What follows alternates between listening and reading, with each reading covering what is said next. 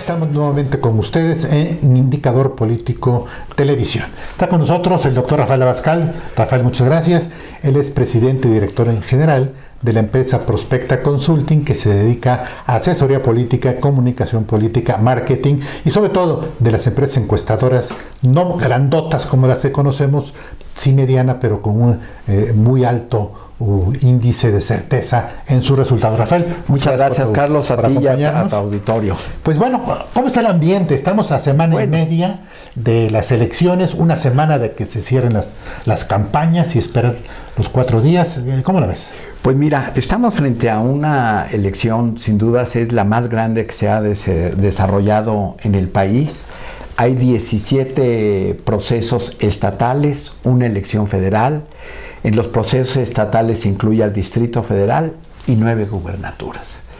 Esto indica que va a haber un cambio en la distribución del poder en México, en la geografía política, y que esto es resultado de una serie de reformas que se habían venido dando electorales, en donde se ha venido compactando los calendarios electorales, y esto ha hecho que muchas de las gubernaturas que se están renovando no cumplieron el periodo de 6 años, sino de 4, y todo esto y se va a dar. Otra cosa nueva es que estamos frente a una reforma electoral también sin precedente, que ha dado lugar a la creación del INE, en un diseño que a mí me parece que es demasiado desbordado. Es un instituto nacional que le quita facultades a los institutos estatales y locales. Sin tener la capacidad para hacerlo. Sin tener la capacidad, ni el personal, ni la experiencia, ni inclusive yo diría de los recursos humanos correctos para poder desempeñar todas las labores que, además de la capacitación de los ciudadanos que participan en las elecciones, de la organización de la elección en sí misma, de estar el conteo de votos, el PREP, etcétera, etcétera, además ahora se los ponen como al frente de dar seguimiento a los millones de spots que se dan en todo el país, el seguir las pautas de las televisoras, de los noticiarios que no den gacetillas en lugar de información política. Entonces sí nos enfrentamos ante una elección, te repito, la más grande que se ha dado en el país, en una cifra del padrón electoral también gigantesca, de más de 82 millones de electores.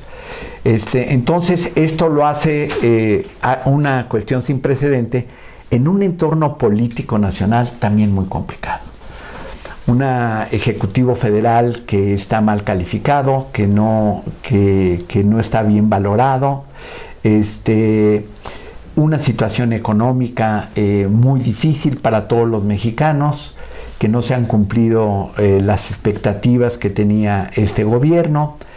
Y, por ejemplo, en las últimas encuestas que realizamos para Indicador Político, vemos que los 3 principales problemas que perciben los mexicanos es, 1, la economía, en primer lugar la economía, segundo lugar la violencia referida a las manifestaciones, a todas estas cuestiones que han desahogado en diferentes estados del país en actos violentos, y en tercer lugar la inseguridad. Entonces esto ha hecho de que el ciudadano esté sometido a una serie de presiones que nunca lo habíamos visto anteriormente. Nuestros niveles de rechazo de las encuestas ha subido, que antes era de 8%, 9%, ahora lo traemos como en 36%. Es la gente que no quiere ser encuestada. Que de plano no quiere ser encuestada, están un poco hartos, demasiadas encuestas proactivas de bancos, de partidos, de todo esto, que lo hacen que el ciudadano no esté listo para participar en el proceso de las encuestas.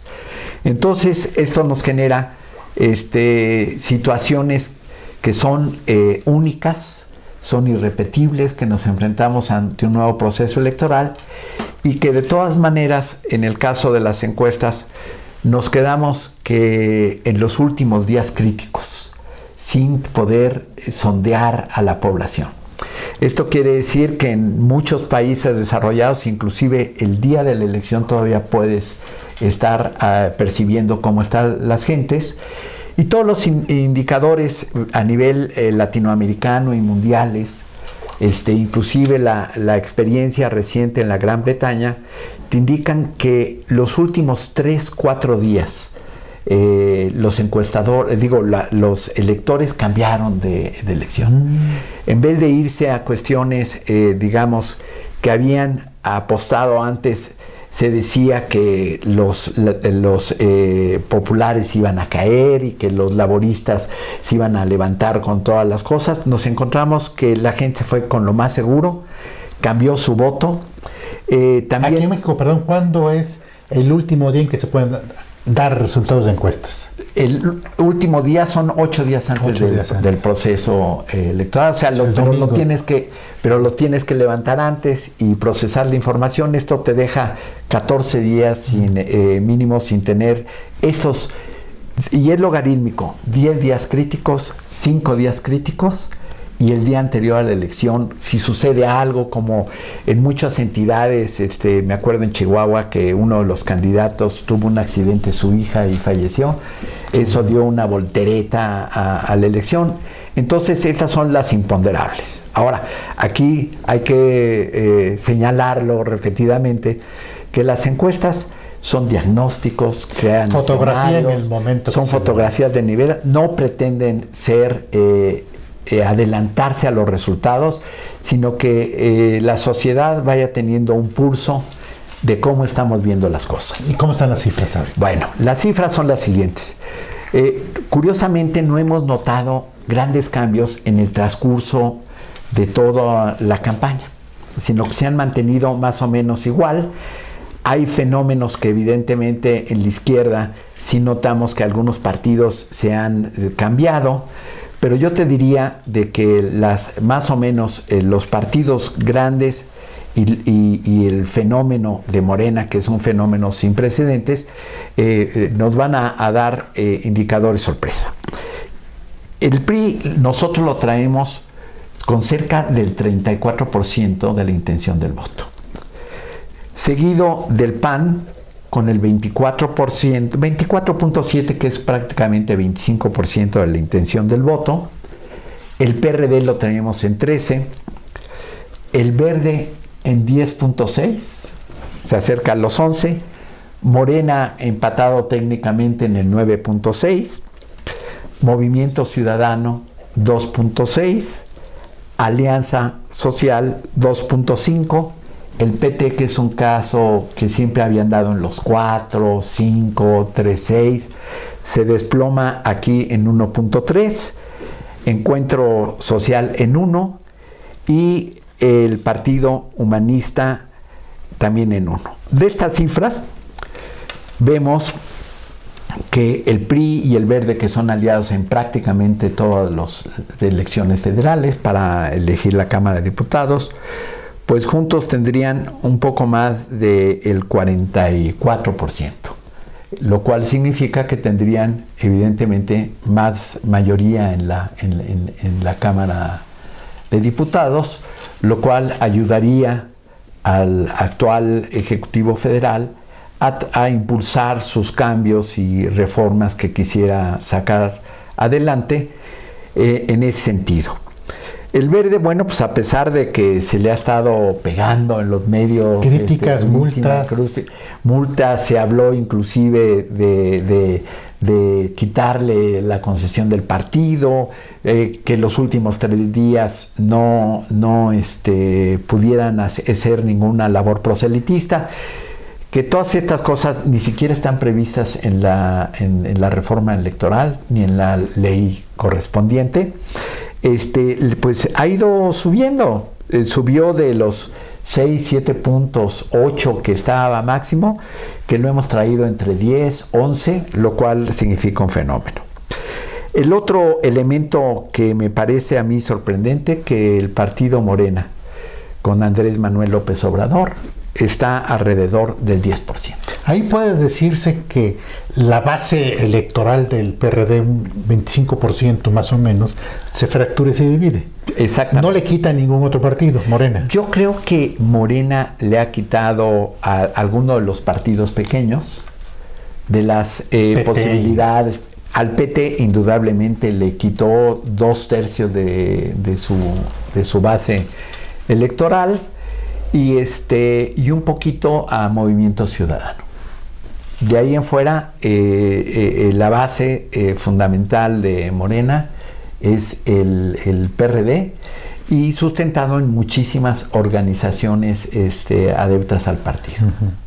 Estas son a nivel federal, yo te podría decir que son las tendencias y que estamos pensando de que mucha gente me ha preguntado, oigan, pero a lo mejor el PRI está sobrevalorado porque vean al presidente Peña Nieto que tiene calificaciones por abajo del 4 sobre 10, ¿qué pasa? Y lo que digo está que, bueno, en las 9 gubernaturas el PRI participa en todas, en una son gobierno, y que esos son motores para el voto.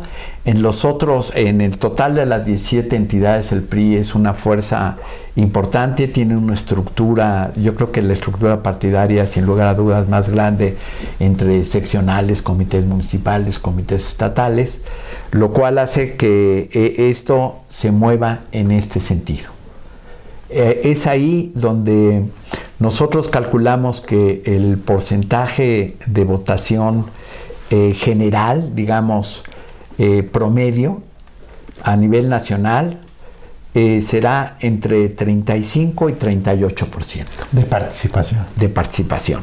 Uh-huh. Claro, hay entidades, por ejemplo, en donde los procesos estatales están muy competidos, como podría ser... Sumando a la nacional. Sí, porque lo que menos jala de electores que van a votar o que participan en la elección es la de diputados. Esa generalmente no se vota por un diputado, sino se vota por partidos políticos, es más general, es lo que representa, digamos, un referéndum para el gobierno federal.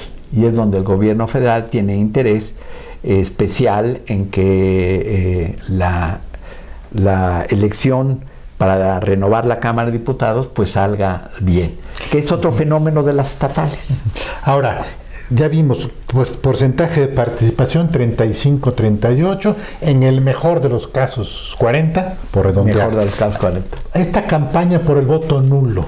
El voto nulo en el 2012 fue alrededor del 2.5% en promedio. Sí, ha sido muy activa, fundamentalmente en las redes sociales, porque curiosamente no ha habido debates propiamente dichos de política, sino esta cantidad de millones de spots que los ciudadanos ni les gustan, ni los oyen ya, ni les ayuda a tomar una elección, son simple y sencillamente o son de ataques personales de los escándalos, o son propuestas tan generales que todos los partidos las traen iguales: subir el salario, mejorar la calidad de vida, etcétera, que no funcionan. Pero fundamentalmente en las redes sociales, la cuestión de la discusión de los candidatos independientes, del voto nulo, del voto útil, ha sido muy fuerte y, por ejemplo, ha hecho que en algunas entidades que las encuestas reflejan que un partido y un candidato no están logrando las expectativas mínimas que se habían planteado, están declinando en favor de otros partidos y otros candidatos. Aunque estas declinaciones no siempre son automáticas, porque hay gente que dice, bueno, si declina fulanito que tiene 3 puntos y el otro que tiene 2 y estos vienen 3, pues ya tenemos tanto así. No, eso suma automática. No es una suma aritmética. Y la otra, en la boleta van a aparecer los candidatos originales. Van a aparecer los candidatos originales. Esta es una diferencia de esta reforma, en donde el cual antes los partidos que iban en alianza aparecía una sola boleta de alianza. Hoy, por ejemplo, va a aparecer el mismo candidato que está propuesto por el PRI y el mismo candidato que está propuesto por el Verde. Y vamos a ver de ese candidato cuántos candidatos del Verde votan y cuántos candidatos del PRI votan por ellos. En los casos de las entidades como es Nuevo León, pues bueno, ahí van a aparecer 11 candidatos con 11 partidos, y entonces, por ejemplo, la candidata del PRI que trae al Verde, a Nueva Alianza y creo que hasta al PT, van a aparecer en ese mismo, y de esta forma vamos a saber nosotros qué partido realmente tiene los votos suficientes y los militantes para poder pasar el escrutinio del 3% del padrón electoral. Bueno, ahora, como un tema aparte de esta presentación, de esta presencia tuya aquí en el estudio, el Instituto Electoral. El Instituto Electoral. Roberto Vizcay nos decía en una entrevista anterior, está totalmente rebasado por todos lados, desprestigiado, es como el payaso de la lista. Sí, yo creo que el payaso de las cachetadas. Sí, el INE yo estoy de acuerdo con lo que dijo Vizcaíno, yo estoy de acuerdo con él. Yo digo que es un problema de diseño, como que todas las reformas electorales acumuladas, no resueltas, que siguen sin resolverse. Yo acuerdo del 2000 que decían hay que cuidar los dineros de la campaña, pues no hay forma de cuidar los dineros de la campaña. Hay que modificar la estructura de la publicidad, de los spots. No solamente se ha mejorado, sino ha empeorado. Yo creo que el diseño que le dieron en esta última reforma electoral indicaba que iba a rebasar al INE en todas sus funciones, y que no puedes sustituir tú de repente a 32 la experiencia y el personal y la estructura de 32 institutos. Le agregaste funciones, le agregaste las funciones de supervisión, de monitoreo, le diste muchísimas funciones, inclusive de calificar si un spot estaba dentro de lo permisible o fuera de lo permisible, si la actitud de un partido político estaba dentro de lo permisible, y esto ha hecho que existan públicamente fuertes contradicciones que existen entre el Tribunal Electoral y el Instituto Nacional Electoral. Y luego el otro de que el Consejo General del IFE, los consejeros, pues quedaron muy por abajo de las expectativas. En cuanto a configuración, personalidades y todo esto. Uh-huh. Y aquí hay un problema que hay que manejarlo. No es lo mismo un partido que es el primer partido a nivel nacional que un partido que tiene 3% de la votación.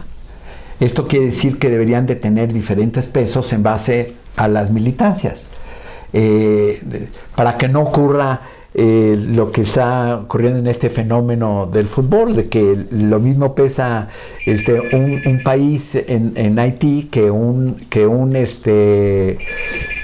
una confederación, o como México, que ha tenido 2 mundiales, etcétera, etcétera.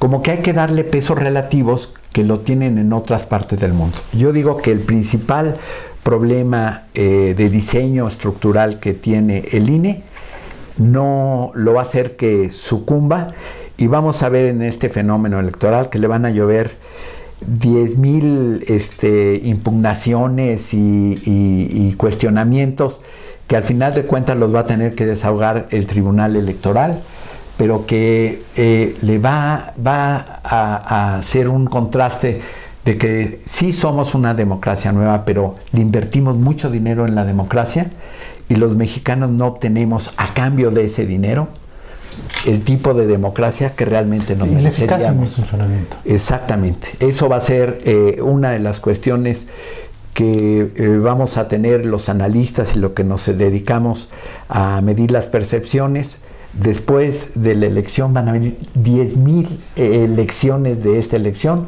que nos van a hacer configurar qué realmente necesitamos para acabar con estos problemas endémicos que son fundamentalmente recursos muy elevados para los topes permitidos. Y en el recorrido que hemos hecho, por lo menos en los 9 estados donde va a haber cambio de gobernaturas, la queja es en todos los partidos y muchos de los candidatos que han rebasado los topes de campaña, pero 3, 6, 10 veces. Rafael, pues muchas gracias. Muchas gracias a ti, Carlos. Antes de las elecciones, si se puede, un par de veces. Me parece muy bien. Ustedes muchas gracias y nos seguiremos viendo aquí en Indicador Político Televisión.